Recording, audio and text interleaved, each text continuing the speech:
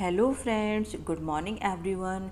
Friends, ये मेरा fourth video है रिवीजन का एंड आई एम श्योर कि आपको मेरे वीडियो से कुछ ना कुछ हेल्प तो हो ही रही होगी और आपका रिवीजन भी हो रहा होगा। तो फ्रेंड्स, आज हम लोग फिर से कुछ न्यू टर्म्स का रिवीजन करते हैं। तो आज का जो फर्स्ट टर्म है वो है मेरा सेमियोटिक्स। सेमियोटिक्स क्या होता है? Study of sign is known as semiotics. आपको समझ आ गया होगा, ठीक है। इस सेमियोटिक्स को टर्म में क्या दिया? फर्डिनेंड सोश्योर ने इस स्टडी ऑफ साइन को बोला सेमियोलॉजी, और जबकि American philosopher and logician C.S. Peirce ने इस टर्म को प्रेफर किया सेमियोटिक्स। मतलब स्टडी ऑफ साइन को फर्डिनेंड सोश्योर ने बोला सेमियोलॉजी और C.S. पियर्स ने बोला सेमियोटिक्स। ठीक है, अभी आपको इतनी चीज़ क्लियर हो गई होगी, ठीक है। फर्डिनेंड सोश्योर ने 3 टर्म दिए स्टडी ऑफ साइंस में सेमियोटिक्स के: साइन, सिग्निफायर एंड सिग्निफाइड। ये सबको पता होगा। लेकिन C.S. पियर्स ने इस साइन, सिग्निफायर और सिग्निफाइड को क्या बोला, ये मैं आपको बताती हूँ। तो देखिए, जो फर्स्ट है वो मेरा है रिप्रेजेंटामैन। रिप्रेजेंटामैन इन्होंने बोला C.S. पियर्स ने। किसको बोला? जिसको फर्डिनेंड सोश्योर ने बोला सिग्निफायर। तो सिग्निफायर मेरा हो गया रिप्रेजेंटामैन, ठीक है। देन जो मेरा इंटरप्रिटेंट होता है, इंटरप्रिटेंट रिप्रेजेंट करता है सिग्निफाइड को, ठीक है। और जो मेरा ऑब्जेक्ट होता है, ऑब्जेक्ट रिप्रेजेंट करता है मेरा साइन को, ठीक है। ये समझ आया? अब देखिए, जब फर्डिनेंड सोश्योर ने सेमियोलॉजी टर्म दिया तो उन्होंने 3 टर्म दिए इसके अंदर: साइन, सिग्निफायर एंड सिग्निफाइड, ठीक है। C.S. पियर्स ने भी सेमियोलॉजी को दूसरा नाम प्रेफर किया सेमियोटिक्स। तो उन्हीं ने साइन, सिग्निफायर और सिग्निफाइड के 3 अलग नेम बता दिए, जो कि अभी मैंने बताए, ठीक है। अब देखिए, रिप्रेजेंटामैन, इंटरप्रिटेंट और क्या ऑब्जेक्ट, ये क्या होता है? तो देखिए, मैं आपको एग्जांपल देती हूँ। एग्जाम्पल है डॉक्टर इज़ इन, ठीक है। Doctor is in, doctor is in, ये मेरा क्या है? ये मेरा टेक्स्ट है, मतलब एक लैंग्वेज है। तो ये मेरा हुआ रिप्रेजेंटामैन, ठीक है। डॉक्टर इसमें हुआ मेरा ऑब्जेक्ट, ठीक है। अब इस टेक्स्ट को पढ़कर मेरे दिमाग में ये आइडिया जनरेट हुआ कि अच्छा ठीक है, डॉक्टर अभी अंदर है और मुझे कुछ देर तक उसका वेट करना चाहिए। तो यहाँ पे ये मेरा क्या हो गया? ये मेरा हो गया इंटरप्रिटेंट। तो आई एम श्योर कि अभी आपको ये चीज़ अच्छे से समझ आ गई होगी। तो चलिए देखते हैं कि नेक्स्ट क्या है। लेकिन नेक्स्ट टर्म में जाने से पहले एक हम लोग क्वेश्चन देख लेते हैं जो इसी टर्म से बना है और UGC नेट इंग्लिश लिटरेचर के पेपर में पूछा भी गया था। तो क्वेश्चन है, semiotics originated mainly in the works of the 2 theorist. They are, मतलब सेमियोटिक्स है वो 2 मेन थ्योरिस्ट के वर्क में ओरिजिनेट हुआ है। एग्जैक्टली वो दोनों लोग हैं कौन?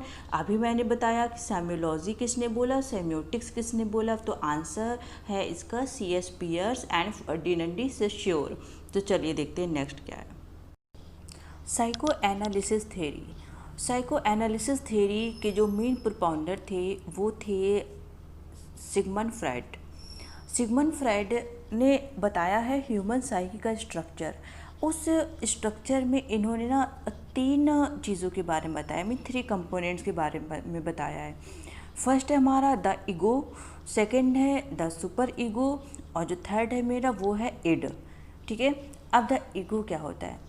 ईगो का मतलब है जो हम अपनी डेली लाइफ में काम करते हैं और जो भी चीज़ें हम करते हैं, जिस भी कंपोनेंट के साथ करते हैं, वो मेरा होता है ईगो। ईगो का मतलब होता है कॉन्शियस माइंड हमारा, ठीक है।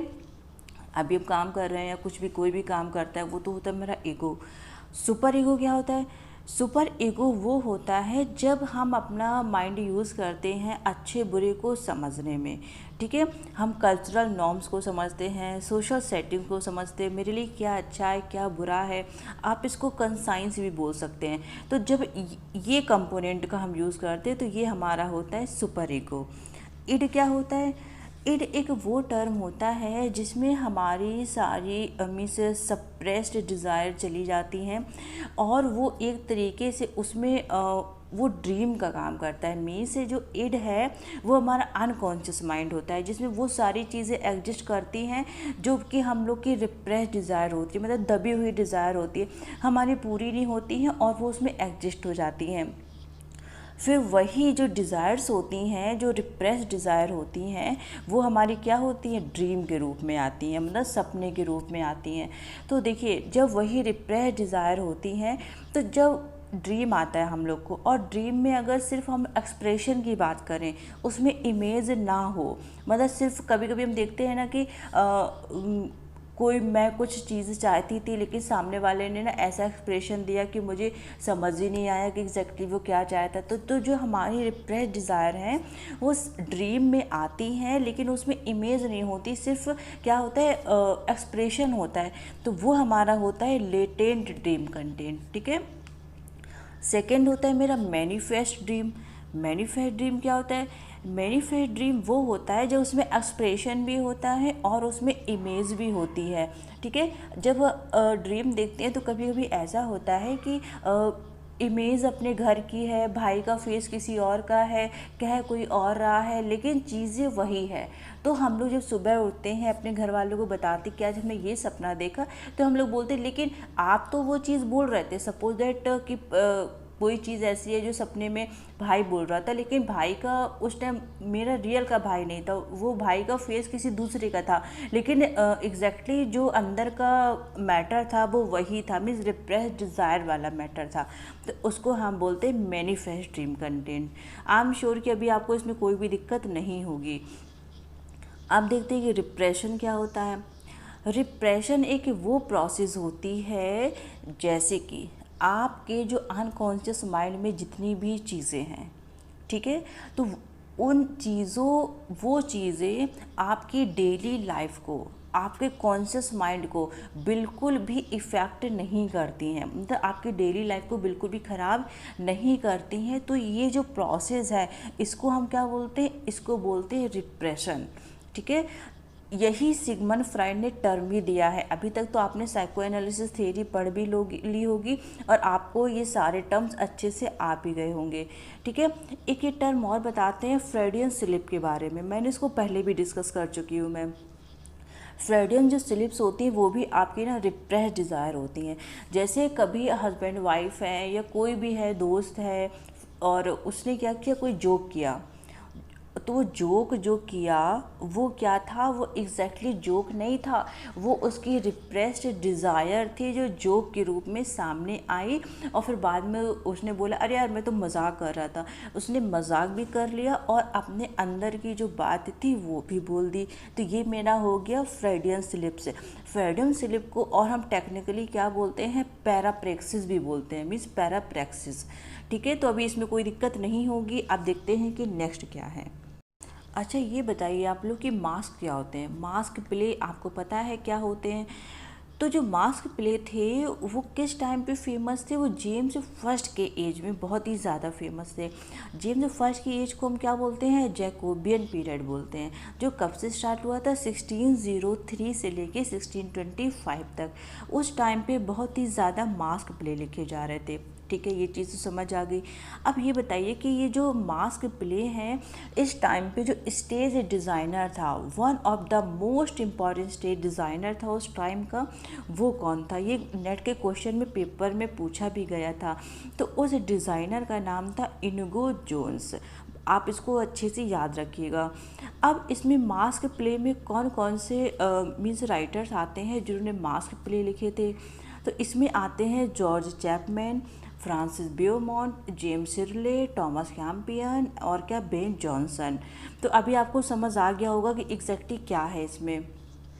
देखिए मैं क्वेश्चन करा देती हूँ आपको। इसका मास्क प्ले का पूछा गया था, pleasure reconciled to virtue is a Jacobean era masque written by Ben Jonson and designed by Inigo Jones.